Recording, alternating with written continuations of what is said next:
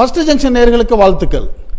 நம்ம வந்து ஏற்கனவே 2019 நாடாளுமன்ற தேர்தல், 2021 தமிழ்நாடு சட்டமன்ற தேர்தல், 2024 நாடாளுமன்ற தேர்தல், இந்த 3 தேர்தல்லையும் கருத்து கணிப்பு சொல்லியிருந்தோம். அந்த கருத்து கணிப்பு வந்து கிட்டத்தட்ட 98% நம்ம சொன்னபடி தான் வந்துச்சு. அது நம்மளுக்கு ரொம்ப பெருமையாகவும் சந்தோஷமாகவும் இருந்துச்சு. அது மட்டும் இல்லாமல் அந்த கருத்து கணிப்பை கேட்ட நம்முடைய அந்த பார்வையாளர்கள் வந்து நம்மளை வந்து தொலைபேசி வாயிலாக ரொம்ப பாராட்டி நம்மளுக்கு வந்து ஒரு ஆதரவை கொடுத்தாங்க. அதுவும் நம்ம மகிழ்ச்சிகரமாக இருக்குது. இதையே இப்போ நம்ம தெரியப்படுத்துகிறோம்னா, எந்த ஒரு கருத்து கணிப்பு வந்து வாயில் வந்ததை சொன்னோம்னா அந்த மீடியாவுக்கு வந்து அவருடைய தரம் குறைஞ்சி போயிடும். அதனால் நாங்கள் வந்து மிக துல்லியமான ஒரு கணிப்பு எடுத்து கிட்டத்தட்ட 2026 எந்த கூட்டணி வெல்லும், யாருக்கு எத்தனை எம்எல்ஏ வருவாங்க, அதுக்கு திமுக அதிமுகவுடைய போட்டி நிலவரம் எப்படி இருக்குது, புதுசாக அரசியலுக்கு வந்திருக்கிற தமிழக வெற்றி கழகத்துடைய நிலை என்னவாக இருக்கும், இந்த தமிழக வெற்றி கழகத்துடைய வருகையால் வந்து நாம் தமிழர் கட்சி வந்து பாதிப்படையுமா அல்லது முன்னேற்றம் அடையுமா, இப்படி பலவிதமான விஷயங்களை அலசி ஆராய்கிறதுக்காக என்ன பண்ணியிருந்தோம், கிட்டத்தட்ட கருத்து கணிப்பு எடுக்கிறத தமிழ்நாட்டை வந்து 5 மண்டலமாக நம்ம பிரிச்சிருந்தோம். இந்த 5 மண்டலமாக பிரித்து நம்ம எடுத்ததுனால தான் நம்மளுக்கு சுலபமாக சொல்ல முடிஞ்சிச்சு. அப்போ 5 மண்டலங்கள் வந்து தென் மண்டலம், மத்திய மண்டலம், மேற்கு மண்டலம், வடக்கு மண்டலம், சென்னை மண்டலம்னு சொல்லி எடுத்திருந்தோம். இப்படி நம்ம எடுக்கக்கூடிய ஒவ்வொரு செயல்பாட்டுக்கும் நமக்கு ரொம்ப ஒத்துழைப்பாக இருந்தால் ஒரு சிலருக்கு நம்ம நன்றி சொன்னால் ரொம்ப நிச்சயமாக வந்து அது சொல்ல வேண்டிய ஒரு கடமைன்னு நினைக்கிறோம்.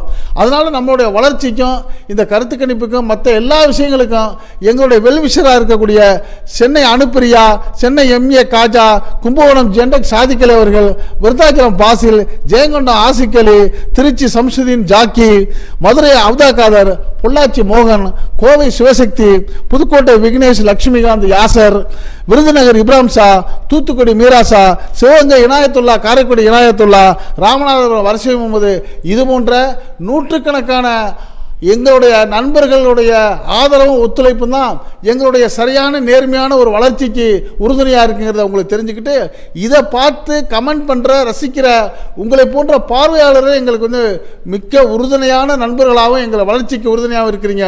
உங்கள் அத்தனை பேர்களுக்கு நம்ம முதல்ல நன்றியை சொல்லிவிட்டு இப்போ 2026 கருத்து கணிப்பு என்னங்கிறத சொல்ல வர்றோம். முதல் ஷார்ட்டாக ஒரு விஷயத்தை சொல்லிவிட்டு உள்ளே விரும்ப போனால் உங்களுக்கு வந்து ரொம்ப பிரயோஜனமாக இருக்கும். எல்லாரும் என்ன ஆர்வமாக எதிர்பார்ப்புங்க, யாருப்பா ஜெயிப்பா அதை சொல்லுவீங்க. சிலர் என்ன பண்ணுவாங்க, விஷயங்களை நிறைய சொல்லிவிட்டு கடைசியாக சொல்லுவாங்க. நம்ம வந்து சப்ஜெக்டை முதல்ல சொல்லிவிட்டு அதற்கான விளக்கத்தை உள்ளே சொல்கிறது ஆசைப்படுறோம். இப்போ உங்கள் எதிர்பார்ப்பு என்னன்னு தெரியுது, வரக்கூடிய 2026 தேர்தலில் தமிழ்நாட்டில் யாருப்பா ஜெயிப்பா, யார் ஆட்சி அமைப்பா அப்படிங்கிறத உங்களுடைய கேள்வி. சுருக்கமாக நம்ம அலசி ஆராய்ஞ்சு சலிச்சு தெளித்து தெளிவான ஒரு ரிசல்ட்டை இப்போ நம்ம சொல்கிறோம். தமிழ்நாட்டில் வரக்கூடிய 2026 சட்டமன்ற தேர்தலுடைய முடிவு கிட்டத்தட்ட 98% இப்படி தான் இருக்கும். அது என்னவா இருக்குன்னு சொன்னால், மதச்சார்பற்ற ஜனநாயக முற்போக்கு கூட்டணின்னு சொல்லக்கூடிய திராவிட முன்னேற்ற கழகத்தினுடைய தலைமையிலான அந்த இந்தியா கூட்டணி வந்து 184 இடங்களில் வந்து வெற்றி பெறும். இதுக்கு விளக்கம் அடுத்தாப்புல சொல்ல வர்றோம். அதே போல் அண்ணா திராவிட முன்னேற்ற கழகத்திலான என்டிஏ கூட்டணி, அதிமுக, பாஜக உள்ளிட்ட என்டிஏ கூட்டணி வந்து 42 இடங்களில் வந்து வெற்றி பெறுறதுக்கான வாய்ப்பு இருக்குது. அரசியலில் புதுசாக வந்திருக்கிற தமிழக வெற்றி கழகம் 6 இடங்களில் வர்ற மாதிரி நம்மளுக்கு ஒரு கணிப்பு வந்திருக்குது. ஒருவேளை இந்த 6 இடங்களும் இல்லாமல் போகிறது கூட ஒரு வாய்ப்பு இருக்குது. காரணம் வந்து சிலர் வந்து ஆர்வ கோளாறுல சொல்கிறாங்க, அவங்கள விசாரிக்கிறப்ப அவங்க வயசு வந்து 18 கீழே இருக்குது, ஓட்டே இல்லைங்கிற மாதிரி இருக்குது. அதனால் எந்த வகையில் இந்த புதிய வரவு வெற்றி பெறுங்கிறது நமக்கு சொல்ல தெரியல. ஓரளவு எடுத்த கருத்து கணிப்புப்படி அது சரியாக இருந்துச்சுன்னா 6 இடங்களில் வர்றதுக்கு வாய்ப்பு இருக்குது. அடுத்து வந்து நாம் தமிழர் கட்சி திரும்பி வரணும்னு நம்ம ஆவலாக எதிர்பார்க்குறீங்க. சொல்கிறது கொஞ்சம் வருத்தமாக தான் இருக்குது. அவர்கள் ஒரு இடத்துல கூட வெற்றி பெறுறதுக்கான வாய்ப்பு இல்லை அப்படிங்கிற ஒரு தகவல் வருது. அதுக்கு காரணத்தையும் நம்ம உள்ளே சொல்லுவோம். ப்ளஸ் வந்து இப்போ இது வரைக்கும் 232 தானே சொல்லியிருக்கேன், மிச்சம் 2 என்னங்கிறீங்க. அந்த 2 வந்து இழுபறியான சூழ்நிலையில் அதர்ஸ்ன்னு நம்ம சொல்லியிருக்கிறோம். ஸோ இப்போ வந்து டிஎம்கே 184, என்டிஏ 42, டிவிகே தமிழக வெற்றி கழகம் 6, அதர்ஸ் 2, மொத்தம் 234ங்கிறது கிட்டத்தட்ட ரிசல்ட்டாக வரும். இதில் வந்து ஒரு சின்ன மாற்றங்கள் வர்றதுக்கான வாய்ப்பு இருக்குது. கிட்டத்தட்ட 98% இப்படி தான் வருங்கிறது நம்முடைய ரிசல்ட்டாக இருக்குது. சரி, தமிழ்நாட்டுக்கு வந்துட்டோம். இன்றைய சூழ்நிலையில் 4 இடங்களில் வந்து இன்னும் எலெக்ஷன் நடந்துக்கிட்டு இருக்கு. அதே டேட்டில் அந்த ஏப்ரல் 23 வெஸ்ட் பெங்காலில், அதே மாதிரி டிஎம்சி மம்தா பானர்ஜி டிஎம்சி தான் மீண்டும் ஆட்சி அமைக்க கிட்டத்தட்ட 212 இடங்கள் அது ஆட்சி அமைக்குங்கிற மாதிரி ஒரு கருத்து கணிப்பு வருது. அதே மாதிரி பிஜேபி 57 இடங்கள்லையும் இந்திய தேசிய காங்கிரஸ் 16 இடங்கள்லைங்கிற ஒரு தகவலை சொல்லியிருக்காங்க. இது நம்ம நேரடியாக கருத்து கணிப்பு எடுக்கலை, அங்கே உள்ள நண்பர்கள்ட்ட வந்து கேட்டு அறிஞ்சு அந்த தகவலை உங்கள்கிட்ட சொல்கிறோம்.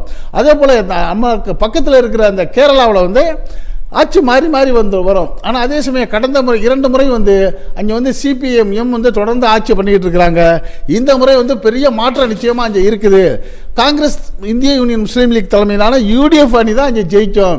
கிட்டத்தட்ட 87 இடங்களில் அவங்க வந்து வெற்றி பெறுவாங்க அப்படிங்கிற மாதிரி ஒரு தகவல் வருது. அதே போல் எல்டிஎஃப் 52 இடங்களும், என்டிஏ கூட்டணி 2 இடங்கள், அதாவது பிஜேபி கூட்டணி கடந்த பாராளுமன்ற எலெக்ஷனில் ஒரு சீட்டு பிடிச்ச மாதிரி இப்போ சட்டமன்ற எலெக்ஷனில் 2 சீட்டை பிடிப்பாங்கிற மாதிரி தகவல் வருது. அதே போல் புதுச்சேரி பெரிய குழப்பங்களுக்கு மத்தியில் கூட்டணி பிரச்சனைலாம் வந்த புதுச்சேரியில் வந்து ஒருவேளை கண்டிப்பாக என்டிஏ கூட்டணி வெற்றிக்கு வாய்ப்பு மிக குறைவு. காங்கிரஸ் வந்து புதுச்சேரியை கைப்பற்றுங்கிற மாதிரி தகவல் வருது. காங்கிரஸ் 18 இடங்களும், என்டிஏ 10, அதர்ஸ் 2ன்னு சொல்கிறாங்க. இதெல்லாம் இருக்கட்டும். இப்படிப்பட்ட சூழ்நிலையில் இன்னொரு ஆச்சரியமான ஒரு தகவலை உங்கள்கிட்ட சொன்னால் ஒரு சுவாரஸ்யமாக இருக்கும். இந்த முறை 234 சட்டமன்ற தொகுதியில் சில மாவட்டங்கள் 100% ஒரு கட்சி எடுக்குது. உதாரணமாக ஒரு மாவட்டத்தில் 6 சட்டமன்ற தொகுதி இருக்குன்னு வச்சுங்க, 6ஐயும் ஸ்வீப்பாக ஜெயிச்சிட்டாங்கன்னா என்ன அர்த்தம்? 100% தானே. அதே போல் கிட்டத்தட்ட ஒரு 10-12 மாவட்டங்களில் திராவிட முன்னேற்ற கழகம் வந்து 100% தொகுதியில் வெற்றி பெறுது. அது எந்தெந்த மாவட்டங்கள்னு ஒரு கருத்து கணிப்பு எடுத்துக்கிறப்ப தமிழ்நாட்டில் வந்து திருவாரூரில் 4க்கு 4 சீட்டு 4யும் ஜெயிப்பாங்க திராவிட முன்னேற்ற கழகம். அதே மாதிரி தஞ்சாவூரில் 8க்கு 8, தஞ்சாவூர் மாவட்டத்தில் 8 தொகுதியில் 8மே வென்றுவாங்க. புதுக்கோட்டையில் 6க்கு 6, புதுக்கோட்டையில் வந்து பல சேனல்களில் வந்து 6 இடங்களில் வந்து 5 இடங்கள் வெற்றி பெறுவாங்க, ஒரு இடம் வந்து இழுபறியாக இருக்குன்னு சொன்னாங்க. இப்போ நிலைமை இந்த 2 நாளில் பெரிய மாற்றம் ஏற்பட்டிருக்கு. அந்த மாற்ற அடிப்படையில் நாங்கள் இறுதி கட்டமாக தான் இந்த அறிவிப்பை சொல்கிறோம்.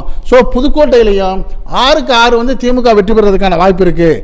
ராமநாதபுரம் அதே போல் 4க்கு 4, அரியலூர் 2க்கு 2, சென்னை பாருங்க 16க்கு 16, சென்னையில் வந்து 16 இடங்களில் 16 இடங்களும் திமுக வெற்றி பெறுது. அதே போல் காஞ்சிபுரம் 4க்கு 4, வேலூர் 5க்கு 5, நீலகிரி மாவட்டத்தில் 3க்கு 3, திருச்சி 9க்கு 9. கேஎன் நேரு சொல்லி அடிக்கிறார் இந்த ட்ரிப்பு. திருச்சியில் வந்து 9 சட்டமன்றத்தில் 9 நாங்கள் ஜெயிக்கிறோம் பாருங்கிறாங்க.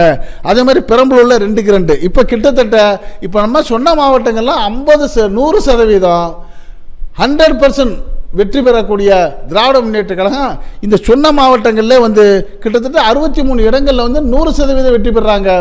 பிற எல்லா மாவட்டங்கள்லையும் 121 சீட்டு, மொத்தம் 184 இடங்களில் அவங்க வெற்றி பெறுவாங்கங்கிறது ஒரு கணக்கு வந்திருக்குது. இன்னொன்று சொல்ல வர்றான், இது வந்து மண்டல வாரியாக நாங்கள் பிரித்தோம். இப்போ ஏற்கனவே நம்ம சொன்னோம்ல, இது எப்படி கணக்கெடுத்தீங்கிறப்ப 5 மண்டலங்களாக பிரித்து ஒவ்வொரு மண்டலத்துக்கும் உத்தேசமாக ஒரு 30,000 ஓட்டு அதிகப்படியாக நம்ம எடுக்க முடியல. ஏன்னா உள்ளதை தான் நம்ம சொல்லி ஆகணும். மொத்தம் 5 மண்டலத்துக்குமே வந்து 1,50,000 வாக்காளர்கள்ட்ட கருத்து கேட்டு இப்போ பதில் சொல்லுவாங்கள்ல, ஒரு பானை சோத்துக்கு ஒரு சோறு பதங்கிற மாதிரி ஒரே இடத்துல எடுத்துறதில்ல.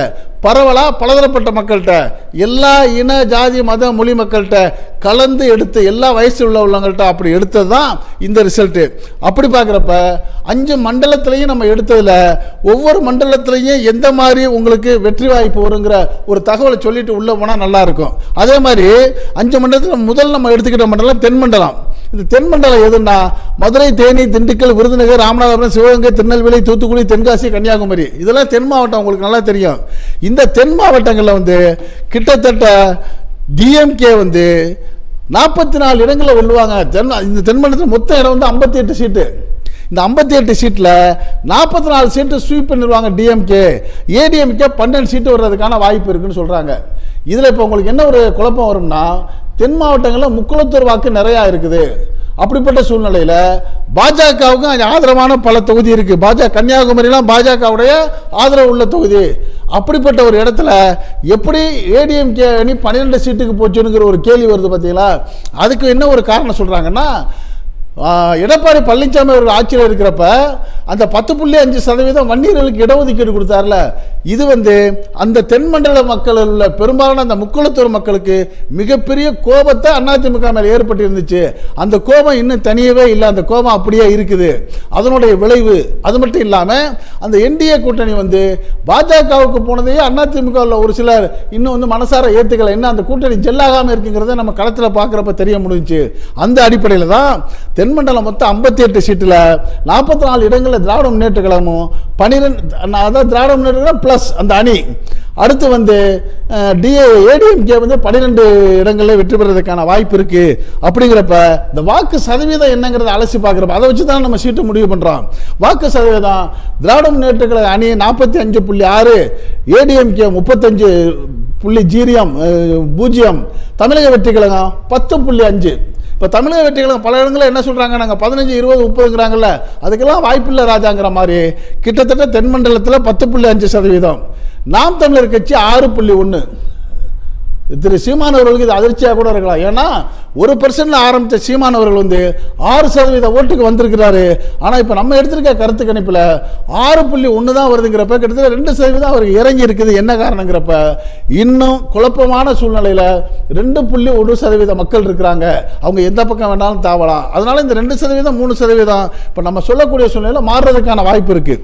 அடுத்து மத்திய மண்டலத்தை வருவோம். அந்த மத்திய மண்டலங்கிறது எது? திருச்சி, தஞ்சாவூர், திருவாரூர், நாகப்பட்டினம், மயிலாடுதுறை, புதுக்கோட்டை, பெரம்பலூர், அரியலூர். இது தமிழ்நாட்டில் உள்ள சென்ட்ரு மத்திய மண்டலம்.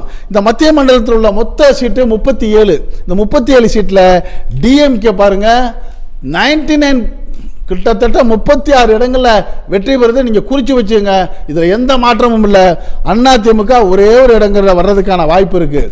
அதுலேயும் இதே போல் அந்த பர்சன்டேஜை பார்க்குறப்ப டிஎம்கே ப்ளஸ் அலைன்ஸ் 46.5, ஏடிஎம்கே 34.0, தமிழக வெற்றி கழகம் 8.9, நாம் தமிழர் 5.9. பாருங்க, ஒவ்வொன்றிலையும் நாம் தமிழர் குறைஞ்சிருக்கு. இப்போ நாம் தமிழர் உள்ள இந்த 2%, 3% எப்படி குறையுதுன்னா இதெல்லாம் கிட்டத்தட்ட தமிழக வெற்றி கழகத்துக்கு போயிருக்குங்கிறத நம்மளுக்கு ஓரளவு உணர முடியுது.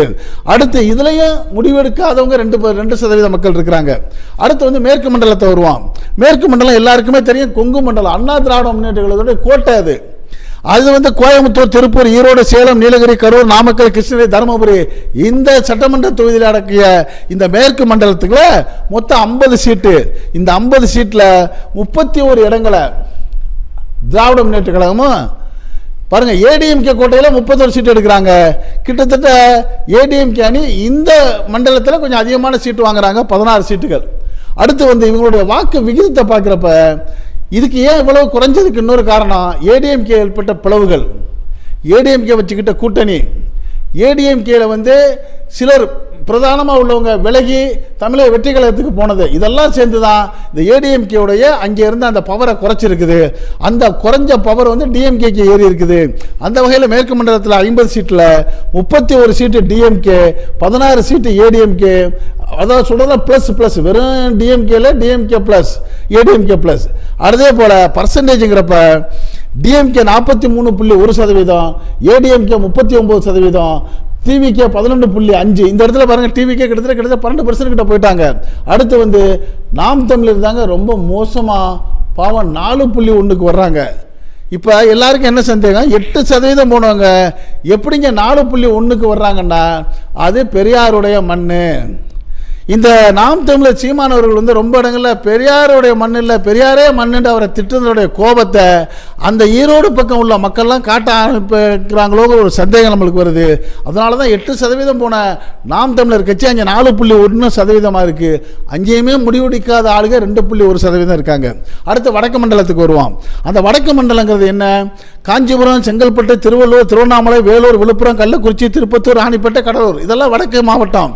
இந்த வடக்கு மாவட்டத்தில் வன்னியர்களுடைய வாக்கு அதிகமாக இருக்கும். உங்களுக்கு தெரியும், அந்த வன்னியருடைய வாக்கு அது பாட்டாளி மக்கள் கட்சி ஒன்றா இருக்கிறப்ப தான் அதை நம்ம சொல்ல முடியும். இப்போ அப்பா ஒரு கட்சி, மகன் ஒரு கட்சியாக உடைச்சிருக்கிறதுனால இந்த இடத்துலையும் வடக்கு மண்டலத்தில் எப்போவுமே திமுக ஓரளவு கணிசமாக வரும். ஆனால் அதே சமயம் அதிமுகவும் அந்த ஓரளவு கூட்டணி சூழ்நிலையில் அங்கெல்லாம் நிறையா சீட்டு வந்த நிலைமை இப்போ மாறி பாட்டாளி மக்கள் கட்சி உடைஞ்சதுனால அந்த வாக்கு ஸ்பிரிட்டாக இருக்குது. இந்த சூழ்நிலையில் வடக்கு மண்டலத்தில் மொத்தம் 52 தொகுதிகளில் 37 இடங்களில் டிஎம்கே ப்ளஸும் 12 இடங்களில் ஏடிஎம்கே ப்ளஸும் வர்றதா சொல்கிறாங்க. அந்த பர்சன்டேஜை பார்க்குறப்ப டிஎம்கே 46.1, ஏடிஎம்கே 35.8, தமிழக வெற்றி கழகம் 10.2. இந்த இடத்துல கொஞ்சம் தமிழக வெற்றி கழகம் கொஞ்சம் வாங்குறாங்க சீட்டு. அதில் தான் நாம் தமிழர் மோசமாக 4.8க்கு போகிறாங்க. நல்லா கவனிங்க, 8% இருந்த நாம் தமிழர் வந்து படிப்படியாக இறங்கிட்டு வர்றாங்க. இப்போ 4.8 வந்துட்டாங்க. இங்கேயும் முடிவெடுக்காத மக்கள் 2% இருக்கிறாங்க. எந்த பக்கமும் அவங்க மாறுறதுக்கான வாய்ப்பு இருக்குது. கடைசியாக சென்னை மண்டலம். சென்னையை பொறுத்த வரைக்கும் பெரும்பாலும் எஜுகேட்டட் ஃபேமிலி, சென்னையை பூர்வீகமாக கொண்ட மக்கள் அங்கே குறைவாக இருப்பாங்க. தமிழகம் முழுக்க போயிட்டு வேலை வாய்ப்பு, அங்கே உள்ள சூழ்நிலை, தொழில், படிப்பு, உத்தியோகம் இதை வச்சு அங்கே இருப்பாங்க. பெரும்பாலும் படித்தவங்களாக இருப்பாங்க. அவங்க ஒரு முடிவு எடுத்தாங்கன்னா டோட்டலாக ஒரே மாதிரி முடிவெடுப்பாங்க, நம்மளுக்கு தெரியும். அப்படிப்பட்ட அந்த சென்னை மண்டலம் என்னென்னா, சென்னை மற்றும் அதை சுற்றி உள்ள அந்த பகுதி தான் சென்னை மண்டலம். அந்த சென்னை மண்டலத்தில் 37 சீட்டில் கிட்டத்தட்ட 99.9%, 36 இடங்களில் திராவிட முன்னேற்ற கழகம் வந்து வெல்லுது. நல்லா கவனிச்சுங்க. நம்ம ஏற்கனவே இதே மாதிரி ஒன்று சொன்னோம். இங்கே மத்திய மண்டலத்தை சொன்னோம் 37க்கு 36. அதே மாதிரி சென்னை மண்டலமும் 37க்கு 36. ஒரே ஒரு இடங்க ஏடிஎம்ஏ வர்றதுக்கு வாய்ப்பான இருக்குது. அதோடைய சதவீதம் இப்போ டிஎம்கே அதர்ஸ் 47.2 இருக்கிறதுல அதிகமான பர்சன்டேஜ் அங்கே தான் வருது அவங்களுக்கு. அடுத்து ஏடிஎம்கே இருக்கிறதுல மிக குறைவான பர்சன்டேஜ் அதே சென்னையில் தான் வருது, 28.9. தமிழக வெற்றி கழகம் இது வரைக்கும் 10, 8, 12 வந்தது. தமிழக வெற்றி கழகத்துக்கும் இந்த சென்னை மண்டலத்தில் அதிகமான வாக்கு வந்திருக்கு, 13.2%.